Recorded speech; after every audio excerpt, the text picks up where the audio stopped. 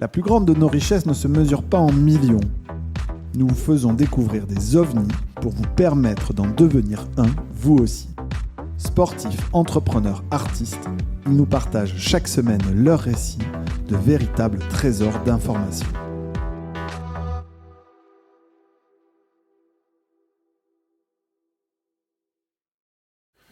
Je la fais à l'habitude, mais voilà, on est en train de se questionner sur comment on va angler cet épisode. Donc autant le dire dans l'épisode, tu vois, c'est mieux. Le venture industriel, donc comment investir dans l'industrie en 2024, c'est ça l'idée. Est-ce que tout ce qui est start-up industriel a vocation à être financé par le venture capital ? Et pourquoi ça aurait pas vocation à être parce que c'est du capex, c'est ce qu'on dit, c'est ça. Tu dois investir fortement dans des usines. Du matériel, du lourd, du dur, et que tu dis que finalement, contrairement aux entreprises tech, ça peut pas scaler de ouf, c'est ça l'idée ? Alors, avec Alvo Market, je pense que tu sais bien que les valos de certaines boîtes, une fois qu'elles sont relativement matures, c'est 1 à 2 fois le chiffre d'affaires. Et qui de mieux aujourd'hui que d'accueillir Tristan d'Oumiami pour nous expliquer si oui ou non l'industriel peut être une solution de venture capital. Donc, salut Tristan.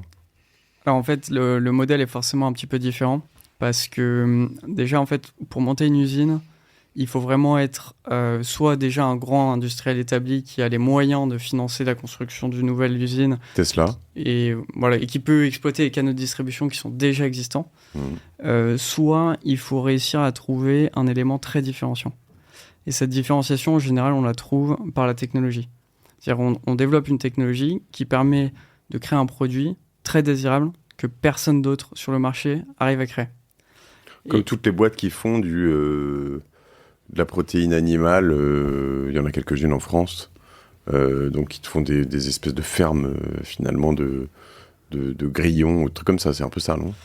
Alors, ces industriels-là, ils ont un avantage par rapport aux startups, c'est qu'ils ont suffisamment de ressources pour pouvoir investir dans un outil industriel avec un risque technologique faible.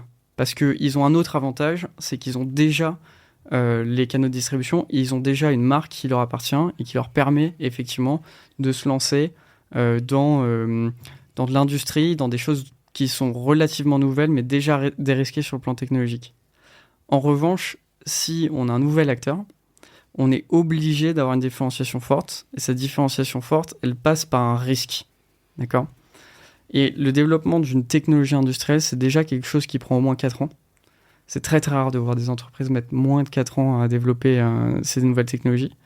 Et ensuite, une fois que ces 4 ans sont passés, il faut passer à l'échelle. Il y a des années qui passent. Et pendant tout ce temps, le marché change. Donc c'est un pari énorme. C'est un pari énorme parce qu'on investit à un instant T pour pouvoir faire du chiffre d'affaires plusieurs années après. Ma première réaction, ça a été quand tu as parlé de 4 ans. Je pensais à Tesla, justement. Il y a Elon Musk qui disait, en fait, moi, mon usine en Allemagne, je vais la faire en 2 ans ou 2 ans et demi, alors que tous les autres industriels de l'automobile mettent plutôt 4 ou 5 ans à sortir une vraie usine d'assemblage. Seulement, la différence entre ce que je prends comme exemple là, j'imagine, en t'écoutant, et ce que tu viens de dire, c'est que lui, son usine en Allemagne, elle existait déjà en Californie ou ailleurs en Chine. Enfin, il l'a peut-être améliorée, j'imagine, le connaissant très bien, c'est un bon pote. Eh bien, il l'a forcément amélioré, mais en revanche, il part d'une base existante. Vous partez d'un truc, c'est le néant, en fait, c'est ça. C'est ça. Construire une usine, ça prend au minimum 1 an. 1 an, c'est très très court. Et ça prend plutôt 3-4 ans, en fait. Mais ça, c'est quand on est sur un modèle établi.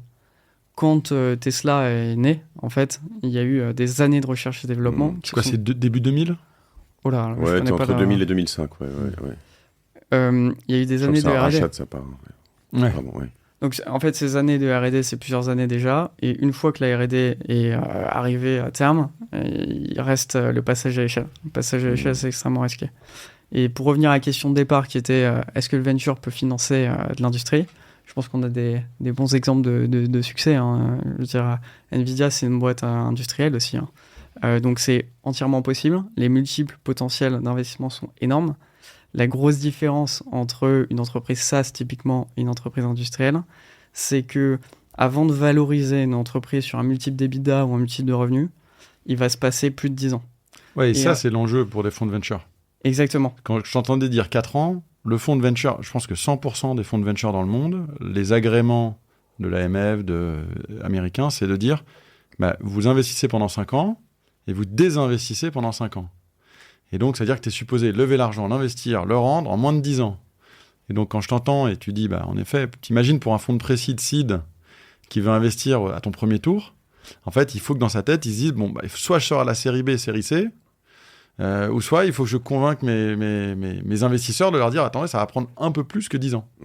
Donc, c'est pour ça que il y a cet enjeu aujourd'hui. Je pense que la BPI est un gros acteur pour pousser les fonds et même les boîtes indus à aller voir des fonds de VC. Mais il y a un vrai enjeu à arriver à prouver à chaque investisseur, dépendamment de son étape, seed, pré-seed, seed, série A, qu'elle peut lui faire un retour intéressant dans le time frame qui est le sien, quoi. Alors, pardon, vas-y. Ouais. Alors, en fait, ce qu'il y a, c'est que les opportunités d'exit sont très très différentes dans l'industrie que dans le reste du monde du venture capital. Ça n'empêche pas de faire des gros retours sur investissement dans les 10 prochaines années. Ouais, je suis sûr. Parce que, en fait, on peut avoir une entreprise qui n'a pas d'EBITDA et qui a une très très grande valeur. Et nous, on le voit, par exemple... Ça c'est classique dans la tech. Hein. Les entreprises qui n'ont pas d'EBITDA et qui ont une très très grande valeur. Mais qui ont de la liquidité, en fait. Non, mais oui. Pardon, ouais. Non, mais ce que je veux dire, c'est que le rationnel d'investissement n'est pas le même. Parce que, par exemple, quand on investit dans une boîte qui ne fait pas d'EBITDA, mais qui n'a pas de CAPEX, l'EBITDA, en général, il est à vue dans les années qui viennent. Ouais. Et c'est comme ça qu'on peut rationaliser l'investissement dans l'industrie. Ça peut prendre beaucoup plus longtemps. Et par contre, on se rend compte d'une chose. Typiquement, nous, on est dans la viande végétale. Et des usines de viande végétale en Europe, il n'y en a pas beaucoup. Oui, c'est ça. Et donc, CapEx, c'est l'investissement, on le disait au tout début, mais donc l'immobilisation, capital extensif, c'est ce qu'on dit, ou capital, oui. C'est l'investissement CapEx, en capital expenditures. Expenditures, merci. Et donc, là-dessus, ça veut dire, ce que tu dis, c'est que si tu as une usine de viande végétale en Europe, à un moment où, en fait, le truc est en plein boom, tu peux avoir ne serait-ce que plein de concurrents qui vont se dire, alors déjà tu vas capter beaucoup de marchés et puis tes concurrents ils vont se dire je veux le racheter parce qu'en fait j'ai vraiment besoin d'être capable de faire ça parce qu'il a 4 ans d'avance, en fait, c'est ça? En fait, c'est un avantage énorme, le fait que très peu de fonds de venture capital investissent dans du CAPEX. Ça fait que quand vous avez une start-up qui est industrielle avec un actif industriel, vous avez un avantage compétitif énorme en comparaison des autres, parce que l'usine en tant que telle, c'est un actif premièrement pour faire plus de marge, parce que si on sous-traite la production, forcément on fait beaucoup moins de marge. Et puis ensuite, c'est un argument de vente qui est extrêmement fort. Quand vous êtes une start-up et que vous dites que vous arrivez à maîtriser toute la supply chain, depuis l'ingrédient jusqu'au produit final, en fait, le risque perçu par les clients, que ce soit les distributeurs de restaurants, les chaînes de magasins, est beaucoup plus faible. Parce qu'on ne dépend pas d'un tiers. Okay. Et donc, avoir une usine sur un marché qui est intéressant, nous, notre usine, elle est en Europe, donc forcément, c'est un marché intéressant, c'est en soi quelque chose qui a énormément de valeur. Donc l'entreprise, aujourd'hui, a une valeur stratégique liée à cette usine. Toi, en création de valeur, tu n'auras jamais vocation à aller licencer ta technologie à des usines. J'invente, tu vas aller vite aux États-Unis, vite en Chine. Tu dis, vaut mieux essayer de monter mes propres usines, même si ça me prendra un peu plus de temps, et ça va créer plus de valeur pour mes actionnaires, mes collaborateurs et toi, que d'essayer de licencier rapidement à une boîte qui fait déjà de la production. Alors, licencier rapidement, c'est très difficile parce qu'en fait, il faut prouver le modèle. Sur une technologie innovante, il y a un gros risque de passage à l'échelle, de l'échelle labo à l'échelle industrielle. Vous pouvez avoir quelque chose qui marche très bien au labo et pas du tout dans une usine. Et toi, tu y es arrivé? Nous, on y arrive. On y arrive, mais ça fait 3 mois qu'on produit dans une usine. Et avant ça, tous les fonds d'investissement se disaient, en fait, si la techno ne marche pas à l'échelle industrielle, on perd tout. Ouais. Pas d'autre option. Donc, nous, on a dérisqué la technologie maintenant. Et aujourd'hui, donc, je pense qu'on a encore un peu de travail pour augmenter les performances, diminuer les coûts et réussir à montrer la résilience du modèle. Donc, je pense que voilà, il nous faut 6 à 8 mois de travail pour aller encore un peu plus loin. Mais en fait, à partir du moment où vous avez une usine qui tourne et vous arrivez à prouver que les produits, vous arrivez à les vendre beaucoup plus cher que vos coûts de production, ce qui est possible puisque le produit est unique, donc du coup, ce qu'on appelle la willingness to pay plus élevé, c'est-à-dire que les clients sont prêts à acheter le produit à un prix plus élevé. Donc là, vous arrivez à démontrer qu'il y a un modèle qui fonctionne et vous intéressez des industriels qui ont des grandes usines dans lesquelles ils pourraient positionner des lignes de production en plus, qui là pourraient proposer des modèles de licence. Et ça, chez Umyami, on regarde, évidemment. On a déjà eu des propositions. On a une proposition d'un acteur canadien qui veut construire la même ligne de production que nous au Canada. On a des acteurs japonais, des grands conglomérats japonais qui nous proposent la même chose. Donc, c'est quelque chose qu'on réfléchit. Parce que c'est aussi un modèle différent du modèle qu'on a créé, qui est le modèle de base, qui est la première brique essentielle pour pouvoir faire un modèle de licence.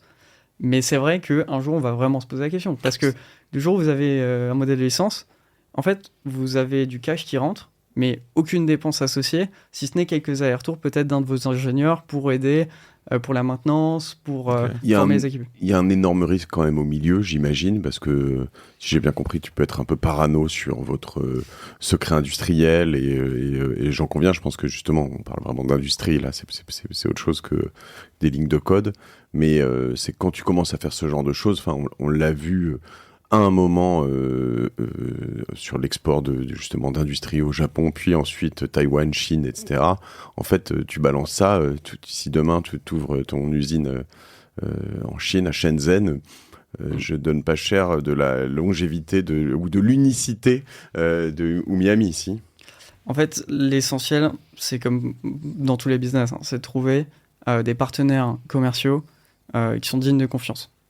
Et en fait, commerciaux, c'est ceux qui vont aller acheter le produit fini ou qui vont le produire? Là, dans la discussion qu'on a en ce moment, c'est vraiment le modèle de licence. Ouais, ok. Donc le producteur. Le producteur qui va licencier la technologie. Okay. Et il y a énormément d'entreprises qui sont dignes de confiance, non pas parce qu'elles sont altruistes, mais tout simplement parce qu'elles ont intérêt à montrer patte blanche quand elles vont refaire des modèles de licence après. Et donc, il y a des entreprises en lesquelles on peut faire confiance et qui pourraient demander ce modèle de licence et qui pourraient respecter la propriété intellectuelle. Et en fait, la protection de la technologie, ça passe par un très grand nombre de choses. C'est non seulement le savoir-faire, donc la ligne de production, l'équipement lui-même, c'est aussi des brevets. Nous, typiquement, on a un brevet à l'échelle du monde qui est le brevet qui couvre le procédé de fabrication qui est commun à n'importe quel type de filet de viande et de poisson. Que tu as appelé l'humisation, qui vient du nom Umyami, en fait, le nom de mon entreprise. Okay. Et du coup, on a la protection de la propriété intellectuelle, c'est plein de briques finalement. Il y a le secret, le savoir-faire, les équipements, les brevets. Et en fait, on peut encore en rajouter une, c'est dans le cas où on n'a pas forcément un modèle de licence, voire même avec un modèle de licence, ça peut fonctionner, c'est une marque. Mais tu vois, je me dis, ok, mais tous les constructeurs auto, les constructeurs de trains, les constructeurs d'avions, même les constructeurs de centrales nucléaires se sont fait pomper leurs trucs. C'est pas quand même des gros niais qui font ça avec n'importe qui. Tu vois, il y avait des accords un peu de transfert de compétences, mais enfin, à la fin, il y a eu dans l'industrie énormément de plagiat, inspiration, choses comme ça. On peut se dire aussi que ça fait partie du game et que toi, tu dois avoir un coup d'avance. Alors, c'est vrai qu'il y a du vol de propriété intellectuelle et surtout dans notre industrie, l'industrie agroalimentaire, c'est très, très fréquent. Maintenant, bon, il y a toutes les protections que je viens de mentionner et il y a des entreprises qui sont des modèles qui ont réussi à vraiment bien licencier leur technologie. Je pense à Ferrero, par exemple. Ferrero, les chocolats ? Ouais. Le Nutella, par exemple ? C'est pas les mêmes aussi. Il me semble que même le Ferrero, je pense qu'il y a une technologie derrière qui n'a pas été copiée. Regarde, ça a beau être plein d'huile de palme, t'as jamais fait aussi bon que le Nutella. De toute façon, j'ai à peu près tout essayé. Mon cœur balance pour le bonne maman, si vous l'avez pas essayé, mais c'est à peu près, je reste là, dans le sens de l'huile de palme, mais il n'y a rien de mieux. Donc toi, tu dis, non mais c'est intéressant, tu dis, en effet, il y a eu des exemples où... Bon, je pense que tu as raison, ça fait partie du game. Il faut dire, et ton brevet, de toute façon, c'est quoi ? C'est 10, 15, 20 ans ? Au bout de 20 ans, les gens ont le droit de voir plus en détail le brevet, il est public. N'importe qui peut pardon. le brevet. Mais en fait, le brevet, il va couvrir suffisamment le procédé pour empêcher quiconque de s'inspirer de ton procédé pour faire la même chose. Mais il n'y a pas tous les détails. En revanche, autour de ce brevet, il y a énormément de savoir-faire et il n'y a pas seulement le brevet. C'est-à-dire que nous, typiquement, on explique comment on fait des fibres d'accord, dans les gels protéiques qui sont complètement homogènes, mais on n'explique pas comment on fait tout le reste. Et dans tout le reste, il y a aussi des mois de travail pour une équipe de 100 personnes, enfin des années de travail même. Donc c'est quand même pas facile de copier. Je voudrais revenir sur juste la partie investissement déjà à l'origine pour revenir sur le cadre originel de ce podcast. Évidemment, on voit des exceptions. Je veux dire, tu as été early investor de Tesla. Alors, si je vous invite à lire la bio d'Elon Musk, quand même, elle est, même si ça fait très geek et on va enfoncer, geek du business de dire ce genre de truc, mais tu l'as lu pas. Il paraît que le bouquin top. Ouais, ça fait un mois que j'ai commencé. J'en suis qu'à 25%. Bon, je vais in and out. Je lis d'autres bouquins en même temps, mais c'est un sacré pavé. Très, très précis, etc. Mais donc, bon, évidemment, Tesla, même SpaceX, en fait, t'arrives. J'entendais. Attends, petite colle quand même, j'ai entendu ça en début de semaine. Combien de lancements commerciaux y aura-t-il de Ariane cette année, en 2023 4. 4. Et combien SpaceX? Attends, combien Ariane? Tu dis 4. Toi, tu dis 4? Ah non, ouais, 4. Non, je dirais une dizaine, comme ça, c'est... 1. Ah ouais. Il y en aura un, puisqu'il va y avoir l'inauguration juste avant les JO. Et puis un deuxième prévu en deuxième semestre, ok. Donc après, il devrait y en avoir peut-être une dizaine, une douzaine, je sais pas, etc. Combien de SpaceX? Il y en a un par jour? 144, tous les 2-3 jours. Ouais, mais ça coûte quoi? Ça coûte 4 fois moins cher ou 5 fois moins cher? Donc tu vois, oui, mais ça, il y a 3 ans, en fait, il y a 4 ans, on entendait encore à la radio, oui, c'est que l'Europe est devant la NASA, on envoie des trucs dans l'espace, c'est vrai que 4 ans c'est long, mais à la fois c'est passé à une vitesse, lui il avait ça en tête, il avait ses fusées qui étaient prêtes, personne n'y croyait, puis tout d'un coup, boum, puis alors là, quand t'es parti, je veux dire, t'entendais justement exactement ce que t'es en train de dire là, ça devait être Dominique Seux sur Inter ou quelque chose comme ça, qui a raconté, il dit, maintenant, avant de rattraper quelques retards que ce soit, t'en as pour longtemps. Quoi. Tu vois, genre 3, 4, 5, 6 ans avant, même, tu vois, un lanceur qui est capable de se reposer sur la Terre avant de le proposer en Europe, voilà. Et demain, la personne qui rattrape SpaceX, contrairement à SpaceX, devrait être concurrente SpaceX. Exactement. Et donc, l'incentive pour les copier, elle est plus faible. Donc, c'est là où, en fait, dans l'industrie, il y a une vraie barrière à l'entrée qui n'est pas forcément aujourd'hui très très bien comprise des acteurs du venture capital, parce que c'est très nouveau de faire du venture capital dans l'industrie. Mais en fait, il y a cette barrière à l'entrée qui permet de faire des mastodontes, des Nvidia, des SpaceX, etc. Et ces boîtes-là, oui, clairement, ça représente des retours sur investissement potentiels juste faramineux. C'est énorme. Alors, il y a... beaucoup d'histoires de légal quand même autour de ça, parce que justement tu parlais de brevets, de choses comme ça, de copies, de potentiellement moi je pense à un autre secteur proche de Tesla d'ailleurs, parce que je crois qu'il est aussi dans les panneaux solaires, Elon Musk, en tout cas il est dans pas mal de choses, mais les panneaux solaires par exemple en Europe, il y a une usine qui est sortie en Allemagne il y a 2 ou 3 ans qui est state of the art, t'es vraiment dans ce qu'il y a de mieux. En fait, là, elle est en train de fermer parce que, comme les Américains ont fermé leur porte aux Chinois, nous, on se fait envahir de panneaux solaires chinois et on n'est pas du tout compétitif. T'as beau être de la meilleure entreprise limite du monde, il y a un moment où, en fait, le politique peut quand même être très influent sur ta donnée, non ?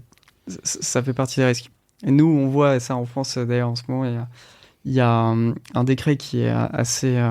particulier, disons, des politiques français. Sur la viande animale, viande végétale, c'est ça Exactement. Donc, en fait, pas de la viande, donc... ce décret dit le consommateur ne peut pas comprendre, si on écrit steak végétal sur un packaging, que c'est fait à partir de végétaux. D'accord ? Non, les consommateurs sont tous cons. Voilà, exactement. donc, ça vous interdit d'utiliser le mot steak, d'accord ? Pour protéger le consommateur d'une tromperie gigantesque. Bien sûr. Ce décret-là, il ne s'applique que sur les entreprises qui produisent en France. Incroyable, j'ai vu ça. Donc du coup, si vous êtes un acteur français qui vend en France, vous ne pouvez pas appeler votre steak végétal. Par contre, si vous produisez aux Pays-Bas, aux États-Unis, c'est bon, vous avez accès au marché. Tu peux pas écrire comme Just Egg avait fait, ceci n'est pas un steak végétal sur le packaging. Tu peux pas avoir le champ lexical de la viande sur la dénomination de ton packaging. Moi je dis, tiens, c'est pas du steak végétal. C'est fou, non mais ça c'est complètement débile. On va essayer de donner de la force à ce bout de vidéo pour que ça s'arrête, ça, mais c'est complètement idiot. Après, tu te dis, là-dessus, j'imagine qu'ils ont quand même une bonne raison. Pourquoi les industriels français voudraient empêcher d'autres industriels français? Quel intérêt est laisser les étrangers rentrer? En fait, l'idée, je pense pas qu'à la base, c'était de pénaliser les Français spécifiquement. En fait, le problème qu'ont rencontré les lobbies de la viande quand ils ont fait ce décret, c'est que vous pouvez pas empêcher les entreprises étrangères de faire quelque chose qui est complètement légal. Et en fait, ce que fait la France, c'est un peu contradictoire à tout l'esprit de la loi à l'échelle européenne. Simplement, enfin, ça peut pas marcher. On peut pas interdire demain Nestlé d'écrire un steak végétal sur son packaging de steak végétal. Par contre, vous pouvez le faire sur le territoire français parce que la France est souveraine sur son propre territoire. Et du coup, en fait, on se retrouve sur un décret qui n'a ni queue ni tête et qui va pénaliser les acteurs industriels locaux. Ensuite, toi, je pense à Umami, toi, aujourd'hui, quand tu vends tes produits, tu vends surtout à l'étranger. Donc... Ouais, exactement. Aujourd'hui, on fait plus de la moitié de notre chiffre d'affaires au Royaume-Uni, donc on n'est pas concerné par cette réglementation à très grande hauteur pour le moment. Mais c'est vrai que le marché français, c'est évidemment un marché qui nous intéresse parce qu'il y a une vraie histoire à raconter à tous les acheteurs français qui ont envie de soutenir l'industrie locale. Et aussi, il y a une histoire environnementale, c'est-à-dire que les produits viennent de France, donc la logistique est beaucoup plus simple. Et donc, le marché français nous intéresse. Toutes les matières premières aujourd'hui sont françaises? Quasiment toutes. Ouais, on a une matière première qui vient de Belgique. Ok.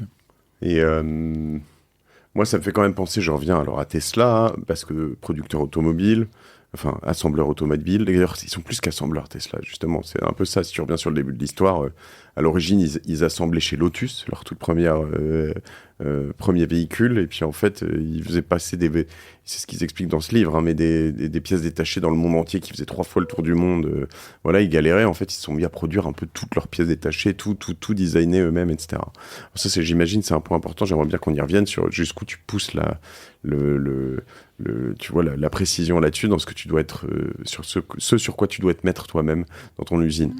Ce que je voulais dire, c'est qu'il y a un truc qui m'a frappé, même si ce sont dans mes différents podcasts, j'ai enregistré avec Alex Boisis de Deal. Tu vois ce que c'est, Deal? Oui. D-E-E-L.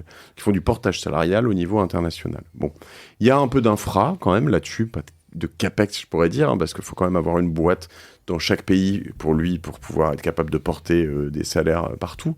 Mais en fait, quand tu regardes sa valo, il crée ça en 2019, fin 2023, sa valo est de 12 milliards. On peut commenter cette valo dans tous les sens, peu importe.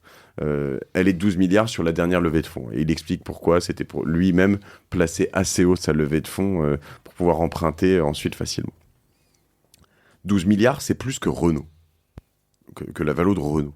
Tu te dis, en fait, quoi qu'il arrive, est-ce que dans des entreprises industrielles, tu peux faire ce genre de choses? Est-ce que t'as pas un plafond quoi qu'il arrive? Est-ce que en fait, ça veut pas dire que c'est annulé, que tu peux. Moi, je serais très content de rentrer dans ta boîte à une valo à 50 ou 100 millions et puis qu'elle en va les 5 milliards. Hein, je suis le premier heureux.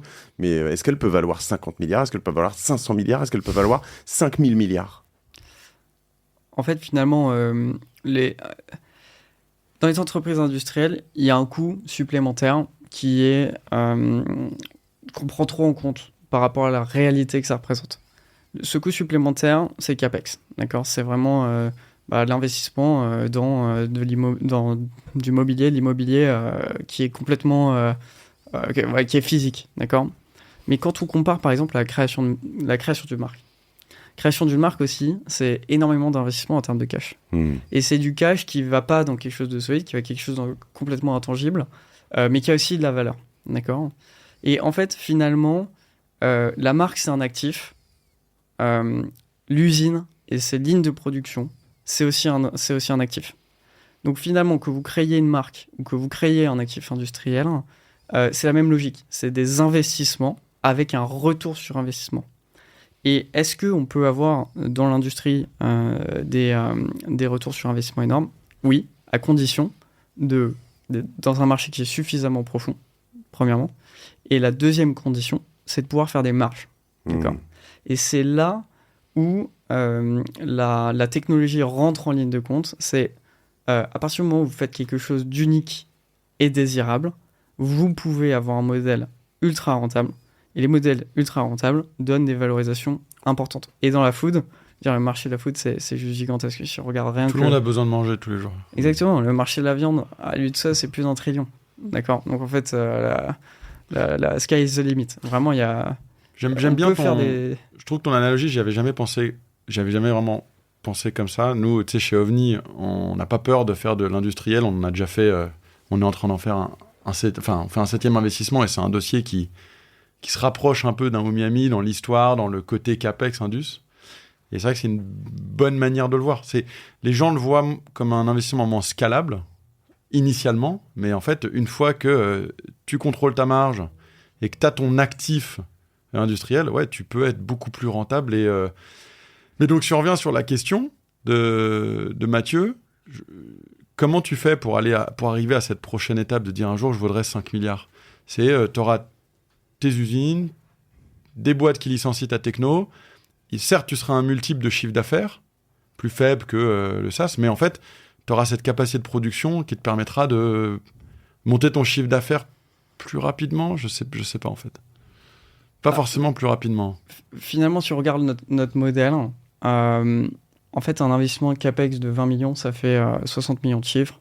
C'est-à-dire que si demain, on peut faire 50% de marge, en fait, ça fait 30 millions de marge additionnelle.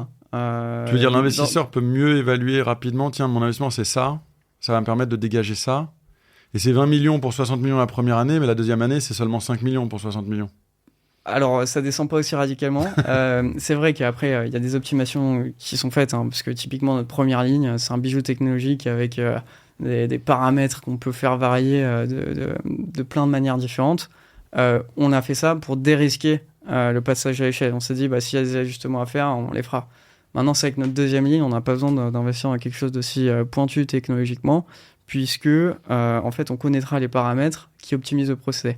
Donc, c'est vrai que d'année en année, et puis en plus, on a créé un partenariat long terme avec nos fournisseurs. Donc, c'est-à-dire que l'année prochaine, pour nos fournisseurs, ça va coûter beaucoup moins cher de construire la ligne, puisqu'ils l'auront déjà construite une fois. Et donc, il y a plein d'effets, effectivement, qui vont faire baisser les CAPEX, mais en fait, investir... typiquement, si on compare la création d'une marque, une marque qui marche sur un lancement, déjà, ça met 10 ans à créer une marque. T'investis à peu près 1 euro en communication pour faire 1 euro de chiffre additionnel. D'accord ? Donc, si on compare au CAPEX, nous, nos 20 millions, ils peuvent donner jusqu'à 60 millions de chiffres. Et en termes de com, vu qu'on a un modèle avec très peu de communication, on est proche de zéro. Et du coup, là, on voit bien qu'il y a quelque chose qui se cache derrière. Il y a une vraie valeur derrière ces investissements CAPEX, du fait, encore une fois, je me répète, mais du fait de notre unicité qui fait qu'on arrive à faire des marges puisqu'il n'y a pas de concurrent, quoi. Ce que, tu vois, je regarde en même temps, 263 milliards, c'est la valeur en dollars de Coca-Cola. C'est pas mal, déjà. On prend, mais non, ce que ça me fait penser, c'est qu'il y a autre chose qui doivent pas être dans tes CAPEX, j'imagine, mais que t'as pas trop dans les business en software, SaaS, tech, même si t'as de l'énergie, un minimum, des salaires, etc. Mais t'as des matières premières qui mobilisent beaucoup d'argent, de la logistique ensuite. Alors, est-ce que c'est toi qui la payes ou tes clients, je sais pas, mais t'as énormément de choses qui vont autour, qui sont là pour le coup du flux. En plus, plus tu grossis, plus ça te coûte. C'est pas dans les CAPEX, ça, si ? Non, ça c'est OPEX. OPEX, oui, d'accord. C'est dépenses opérationnelles, c'est coût variable typiquement. Exactement. Donc par exemple, pour faire 1 kilo de notre blanc de poulet, peut-être qu'il va faire 1,5 kg de matières premières, d'accord ? Et donc du coup, effectivement, il y a des dépenses, des coûts variables. C'est ça qui fait que, contrairement à une SaaS où je sais pas quels sont les ratios, mais vous êtes peut-être 90% de marge ou 80%, j'en sais rien, ça doit dépendre des SaaS.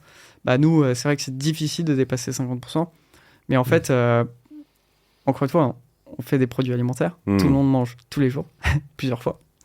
Et la profondeur de marché compense aussi cet effet de finalement les marges sont plus faibles. Ouais.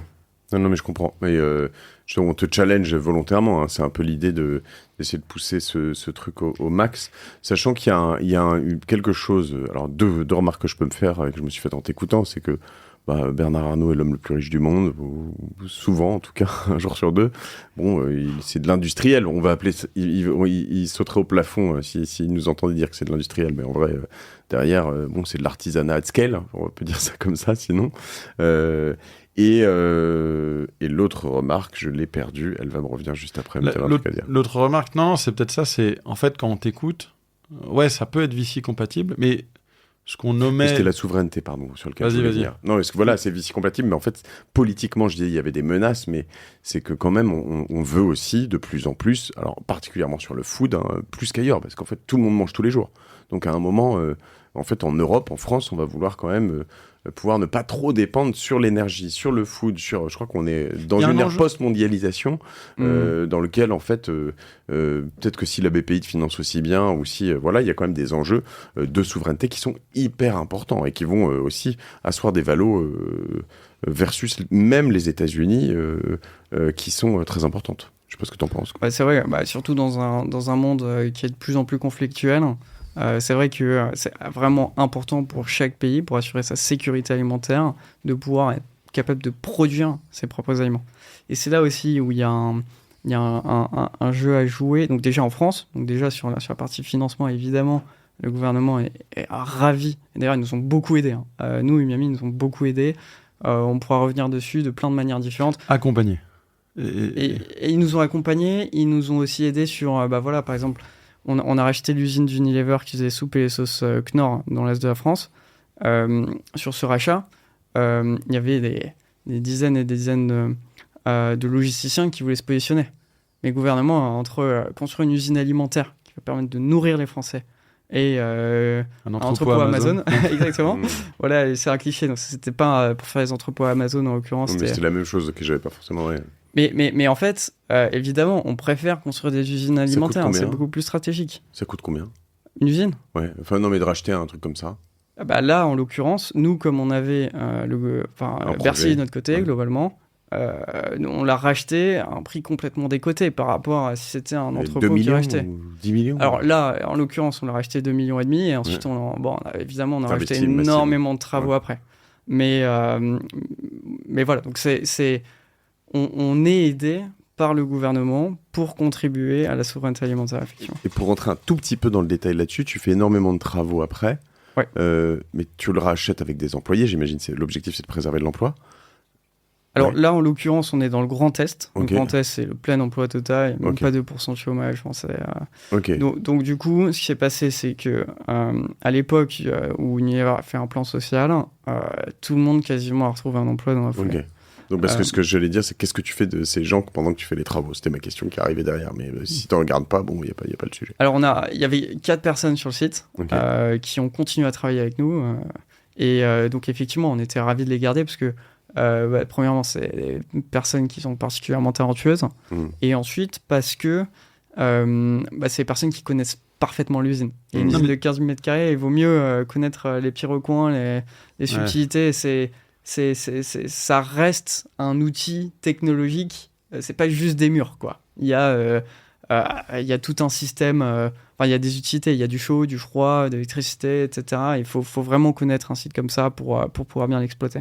Mais je rebondis sur ta question. Tu es dans plein emploi, tu gardes que 4 personnes. On te dit ah non mais l'industriel c'est pas Vici compatible parce qu'il faut que tu embauches pour scaler. Ouais.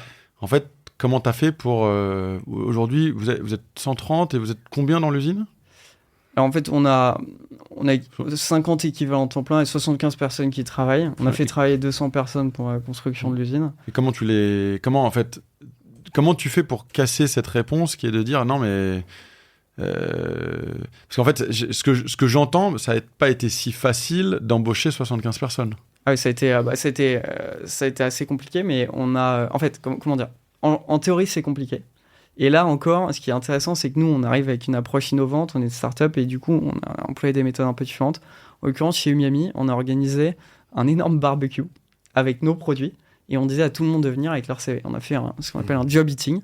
Et en fait, il y a des opérateurs, des techniciens, enfin bref, tout le personnel d'une usine qui cherchait un emploi, qui est venu à la base pour faire un barbecue et potentiellement voir s'il y avait un emploi potentiel. Et en quelques semaines, on avait embauché nos 50 premiers employés dans l'usine.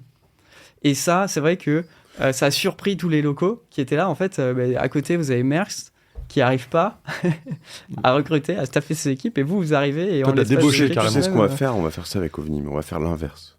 On va faire un barbecue dans lequel nous, on paiera la nourriture, on dira aux gens de venir avec leur argent. Et comme ça, ils pourront investir dans OVNI, tu vois, si on les sélectionne. idée. Ouais, mais justement, les On personnes sélectionne que ceux qui ont le plus d'argent. En revanche, c'est simple. Non, c'est pas vrai. On discrimine. les personnes qui ont de l'argent ne sont pas forcément attirées par de la nourriture gratuite. Qu'est-ce que t'en sais? Attends, les gens qui ont de l'argent, généralement, ils aiment économiser aussi, tu vois. Ça dépend de la nourriture que tu mets en face. Attends, un bon barbecue, tu aimes tout le temps. Non, mais t'as pas idée de quel point on est géniaux chez OVNI. Pardon, j'arrête là. Non mais ravi si on a pu partager une idée. Merci. Non, c'est vrai que c'est toujours le truc intéressant. Moi, ce qui m'interpelle dans cette démarche pour le côté VC, enfin investissement, c'est comment tu fais il doit y avoir les tours de table. Toi, t'es rentré avec Newfound, en fait, avant OVNI, en seed. En seed. Moi, j'avais déjà seed. cette thèse de me dire, tiens, et s'il y a de la tech au cœur du produit, on peut avoir des retours de venture. Mais la question, c'est que donc le play, comme on dit dans le software, enfin dans tout ce qui est digital, c'est assez simple. Tu as du pré-seed, seed, série A, série B, série C. Tu sais à chaque fois pourquoi tu rentres. En série A, tu as commencé à trouver ton modèle économique, généralement. Série B, tu as besoin de scaler, etc. Toi, tu es en série B, série C? On arrive en série B, ouais, on va lancer ça dans quelques mois. Au total, tu es à plus de 100 millions de levées. Ouais. Donc, tu as des séries B costauds. Ouais, mais donc, quel est le là-dessus? À quel moment tu lèves? Tu lèves le site sur un PowerPoint aussi. Qu'est-ce que ta série A, t'as fait quoi? C'est avant de faire l'usine, j'imagine. Ça doit changer pas mal.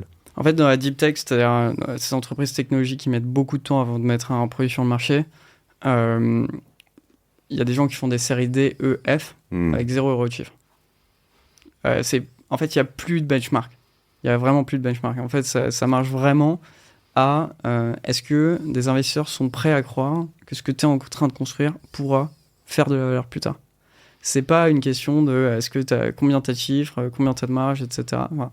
C'est en fait la question que tout le monde se pose, qui est la bonne question, c'est au moment où je vais vendre les parts dans cette société, quelle est la valeur que je vais pouvoir en tirer. Et ça, en fait, il y a plein de méthodologies différentes. Je pense qu'au niveau du VC, ça se fait de manière assez intuitive, plus qu'avec des business plans qui vont jusqu'à 10 ans. Parce que c'est très, très compliqué de savoir quel chiffre d'affaires que tu vas faire, parce qu'il y a tellement de variables, c'est d'une complexité infinie. Toi, la beauté de ce que tu as construit, c'est qu'en fait, très rapidement, tu as pu projeter du chiffre d'affaires. Et tu as pu te dire, en fait, ton seed, tu dis, je vais valider la techno, le passage à l'échelle. Ton pré-seed. On a fait un seed tout de suite. Ouais. Ta série A, tu t'es dit... Vas-y, excuse-moi. En fait, il y a une vidéo de Voici qui explique un petit peu comment on finance une deep tech, mais en gros, l'idée, c'est que à chaque fois, entre 2 tours de time, il faut que tu aies montré que tu as atteint des milestones très importants. D'accord? Ces milestones, c'est pas des milestones de chiffre d'affaires, c'est pas des choses qui sont... C'est du qualitatif pur. Et toi, tu as réussi à faire les deux. Tu as réussi à montrer un peu de chiffres et des milestones techno très forts. On a réussi à montrer des projections de chiffres parce que notre produit était suffisamment unique pour faire signer à des gros industriels un contrat qui disait « Je promets d'acheter pour tel volume à tel prix, telle année ». Donc, on n'avait pas le chiffre d'affaires déjà réalisé, mais on avait la traction qui est prouvée et avec aussi des sécurités pour nous. C'est-à-dire que si jamais les industriels ne faisaient pas le chiffre qu'ils promettaient, ils nous devaient des pénalités. Donc, ils avaient des grosses incentives pour nous acheter le produit.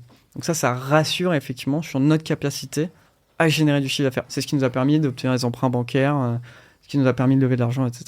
Ce qui est important là-dedans, c'est que toi, ce que j'étais en train de me dire finalement, c'est pas si risqué peut-être. C'est peut-être moins risqué que certains trucs en SaaS, mais toi, tu dois quand même être capable de livrer dans les temps, notamment. Enfin, ta promesse, ton usine, ça doit être un sacré délire.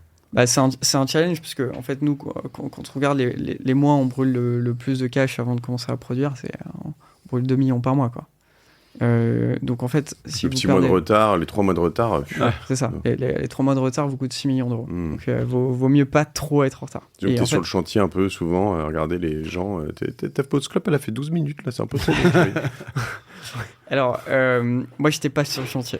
Très honnêtement, j'ai recruté des personnes qui ont construit 30 usines avant et qui géraient ça d'une main de maître et qui me permettaient d'avoir la confiance sur ce sujet-là pour aller travailler sur les autres dimensions du projet, le financement, les partenariats. Ce qu'on attend d'un CEO en VC et qui est souvent dur pour un CEO, de la part d'un VC, parce que souvent le CEO il a tendance il tarde à déléguer en fait. Il tarde à passer sur les projets plus importants mais ça c'est quelque chose que tu as réussi à faire, quoi. Et nous on avait un enjeu de rapidité d'exécution pour plein de raisons différentes. Vous l'avez construit en combien de temps votre usine ? L'usine on l'a construite en 1 an. Mais c'est vrai que quand on a un industriel qui vient et qui voit la complexité technologique de notre ligne, la longueur, je veux dire, c'est une ligne de 100 mètres, c'est un truc gigantesque, quoi. Et quand on a des industriels qui visitent l'usine, ils ne nous croient pas sur l'idée qu'on a pu construire ça en 1 an. Et en fait, la réalité, c'est que l'ex-usine d'Unilever, on l'a acquise en décembre 2022. Et en décembre 2023, on a livré 2000 magasins au Royaume-Uni. Et donc ça, je pense que c'est c'est un exploit lié à 2 facteurs. Le premier, c'est qu'on ne se rendait pas compte de la difficulté. Même j'en mettrais un troisième. Le deuxième, c'est que on avait une équipe qui était super engagée, super talentueuse et expérimentée aussi. Et ça joue beaucoup. Et la troisième, c'est que mine de rien, on était en Alsace. Et en Alsace, les gens travaillent bien, quoi. Les gens travaillent efficacement, rapidement, et ils tiennent leurs promesses, quoi. Et du coup, ces 3 facteurs combinés nous ont permis, sachant qu'on avait un contrat qui datait d'il y a longtemps, qui disait qu'en décembre 2023, on allait livrer. Toute l'année, on a travaillé comme des malades pour arriver à livrer en décembre 2023. On était à 1 semaine près de pas livrer. Non, mais alors si je me dis que c'est normal d'être 1 semaine près, parce que de toute façon dans un délai aussi short, mais moi je voudrais qu'on aille un tout petit peu plus loin avant de pouvoir finir cet épisode sur le comment, parce que ce que tu dis, c'est typiquement, on n'avait pas idée de la difficulté. Donc typiquement là c'est quand même le coup à se dire en fait au début on a perdu 3 mois ou 6 mois à faire ça et puis en fait faut quand même être, quand t'as pas idée, faut quand même être très très vite mobilisé. Enfin, est-ce que t'as des choses très très concrètes ? Je sais pas, tu dis des gens expérimentés, talentueux, tu vas les chercher d'où ? Enfin, quels sont les vrais trucs qui ont été game changer dans cette dans tout ça ? Est-ce que le jour 1, vous avez quand même mis une pression max ? Est-ce que vous aviez une orga où tu dis tu avais -1, -2, -3, ça doit être fait comme ça ? Est-ce que tu peux nous donner 2-3 tips ? Il y a plusieurs choses. Je pense qu'il y a l'avantage aussi de l'âge des fondateurs. On avait tous 23 ans quand on a lancé Miami. Et, sauf une de nos associés qui a 50 plus que nous. Et, vieille donc. Et, ouais, ça. et en fait, quand on lance si jeune une boîte industrielle, on sait qu'on ne sait pas en fait. Donc on est obligé de s'entourer. Et donc du coup vraiment sur chaque poste clé on s'entourait des meilleurs. Et pour s'entourer de ces meilleurs là, il faut connaître les gens qui sont très bons, qui peuvent nous recommander d'autres gens qui sont très bons.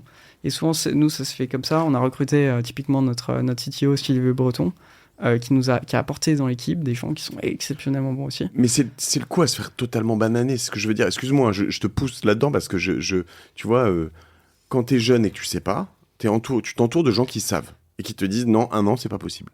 Et tu vois, c'est là où il y a un moment, tu te dis travailler avec un Elon Musk ça doit être un enfer, parce que je crois que son grand talent c'est de te dire mais en fait je m'en bats les couilles, tu vois, 1 an c'est pas possible, tu vas faire 9 mois chérie, tu vois. Et il est comme ça, et il te fout la pression et il vire les gens qui y arrivent pas, et c'est un tyran, tu vois. Je veux dire, c'est un avantage comme un inconvénient, mais comment tu t'en sors là-dedans, tu vois? Est-ce que tu as dû le vivre, ce que je te dis en fait? Les gens ont dû te dire c'est pas possible, Tristan. En fait, les gens me l'ont pas dit. Et je pense parce que très probablement je me suis entouré de personnes extrêmement optimistes, mais qui derrière se donnaient les moyens de leurs ambitions. Et je pense qu'il y a un élément culturel chez Miami, il y a une phrase qu'on répète tout le temps, c'est par la porte ou par la fenêtre. On ira pas. la deadline, c'est ça. Et on a eu la chance d'être né dans un contexte d'abondance financière. Et du coup, ça nous a permis d'aller chercher les raccourcis. Typiquement, c'est pas naturel, quand on crée une startup industrielle, d'avoir un engineering leader comme on a recruté aussi rapidement, aussi tôt dans l'aventure. Notre pilote semi-industriel était pas fini d'être construit, qu'on avait déjà recruté l'engineering leader qui allait être la personne qui allait être le grand architecte de l'usine, qui était une des plus grandes stars de Danone pour ses compétences en ingénierie. Et donc, en fait, on a pris en compte cette question d'abondance financière pour se dire, en fait, on ouvre les vannes qu'il faut ouvrir pour aller vite. Et le paradoxe dans l'histoire, c'est que très probablement notre projet industriel a coûté beaucoup moins cher en ouvrant les vannes très fort que si on y était allé doucement. Parce qu'en fait, quand on construit une deep tech comme la nôtre, vous commencez par la recherche, ensuite vous rajoutez le développement, ensuite vous rajoutez l'ingénierie, ensuite la production, etc. Et en fait, il y a des coûts fixes. Et je veux dire, chaque équipe, chacune des équipes que je viens de citer, a son moment d'utilité extrême. Et au début, c'est la recherche, le développement, etc. Et vous voulez minimiser le temps des équipes en dehors du temps de leur utilité extrême. Et en raccourcissant les délais comme on l'a fait, certes, nos coûts de structure aujourd'hui sont peut-être costauds par rapport à un chiffre d'affaires qui vient à peine de démarrer en décembre, mais en revanche, on a tellement réduit les délais que finalement, le budget qu'on a mis derrière notre usine est tout petit, en fait. Et donc, c'est des réflexes plus de start-up qu'on ne trouve pas du tout dans les grands groupes, qui ont une approche beaucoup plus traditionnelle des choses, qui nous ont permis effectivement d'aller extrêmement vite. Et donc, j'espère ne pas être un tyran, entre guillemets, comme tu présentais Elon Musk, mais c'est vrai que cette dimension de c'est pas possible de le faire en 12 mois, du coup, on le fait en 9. Ça fait partie de la manière avec laquelle on a géré Miami, pour le meilleur, pour le pire, mais surtout pour le meilleur, parce que finalement, on a réussi notre pari. Et l'autre chose dont je me rends compte, c'est que finalement, certes, il y a eu des moments où l'équipe travaillait beaucoup plus que dans d'autres entreprises, mais en fait, le résultat est tellement gratifiant que finalement, ça crée une fierté qu'on a chez Miami, qu'on va pas forcément trouver dans une autre startup. Si je peux rajouter un mot, parce que tu parles d'abondance financière, il y a aussi la capacité de deux jeunes de 24 ans, 25 ans, à convaincre des gens de 45, 50 ans de venir travailler pour eux. Donc, il y a ça, je pense que... Et de les financer aussi pour d'autres. Enfin, je veux dire, donc... dans un milieu que tu connais pas. Ouais. Sur une promesse. Et donc il y a ça, et je pense que tu n'en parles pas assez, mais c'est normal, toi tu es quelqu'un d'assez humble, et de deux, tu combines ça, ou tu me dis si je me trompe, et tu combines ça au fait que, tu viens de le dire, dans le projet Deep Tech, nous ce qui nous passionne en tout cas chez OVNI, c'est de se dire, ce projet s'il fonctionne d'ici 10 ans, il aura complètement repensé son industrie. Et toi il y a quelque chose de très fort, moi je me sens que je t'avais entendu à l'ouverture de votre pré-usine, je sais pas comment on appelle ça, votre labo, je crois que ta ligne elle permet de sauver la vie de 75 millions de poulets par an. Ouais, c'est ça. La ligne qu'on a construite à Strasbourg, c'est 75 millions de vies sauvées. Et donc, non seulement il y a toi qui convainc quelqu'un de 50 ans qui était la numéro... Un poulet par français, quoi. Pardon. Oui, c'est exactement ça. Sylvie, tout à l'heure tu parlais de Sylvie. Sylvie, elle avait un poste très haut chez les Mousquetaires. Agro Mousquetaires, elle était CTO d'Agro Mousquetaires, un groupe qui fait plusieurs milliards de chiffres, et de Le Sieur aussi, le leader dans les huiles végétales en France. Tu la convaincs alors que tu n'as même pas levé ta série A, enfin, où Et en fait, non seulement il y a toi, je pense qu'il y a cette force que vous avez, les entrepreneurs, et surtout il y a cette mission qui est une belle mission et qui prouve, on revient, et je pense que on est sur la fin, mais on revient au sujet du début. Vous êtes une société industrielle, Deep Tech, la tech est au cœur du produit, et cette tech va permettre de complètement repenser ce secteur de la food, et on l'espère à 10 ans... on mangera, je pense que vous l'avez tous entendu, mais on mangera 2 jours par semaine du poulet, mais du poulet végétal. On mangera des steaks, mais des steaks végétaux. Des vrais steaks végétaux. Vous m'entendez, les lobbies Non, mais je trouve que ce qui est intéressant, et voilà, moi, ce que je crois aussi, c'est que ce qui m'a convaincu, en tout cas dans un épisode avec Nicolas Schweitzer de La Vie, donc un de tes confrères dans cet univers, c'est qu'en fait, moi, je suis pas comme toi, je suis pas vegan.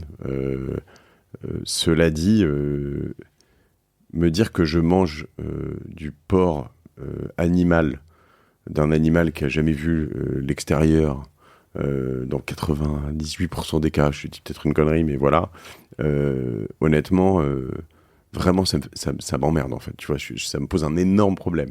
Me dire que je mange un bon cochon d'Espagne, de Corse, ou d'Italie, ou d'Aoste, qui a été, alors pour le coup en Corse, hein, j'en vois, mais qui ont été bien traités, qui ont vécu dehors, qui ont mangé des châtaignes, et des choses comme ça, bon, honnêtement, je trouve ça ok.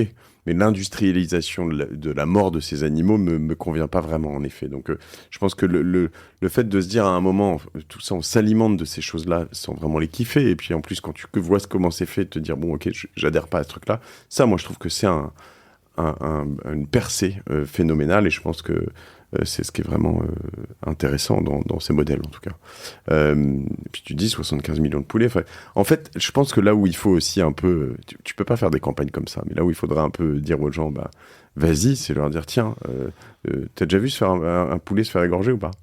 J'ai déjà vu, ouais. Ouais, moi j'ai déjà vu, aussi. Et je vais te dire, t'as pas très envie, en fait. Je le ferai pas moi-même, tu vois. Et voilà. Donc, après, il y a d'autres choses sur lesquelles, tu vois, je vais même pas rentrer là-dedans. Mais donc très intéressant. Je crois qu'on a fait un bon tour dans tout ça. Moi, j'ai quand même besoin de savoir où et quand en France je peux goûter ce que tu fais. Alors, on est déjà présent dans un premier restaurant qui s'appelle Fura, qui est vraiment un endroit où on fait venir des personnes qui veulent goûter le produit en avant-première pour Paris. Et après, on est... Fura, c'est où? C'est dans le 2e. Ok. Et, je peux pas commander, sinon en sur ligne, Internet, tu peux. Si, tu peux commander sur Vegetal Food.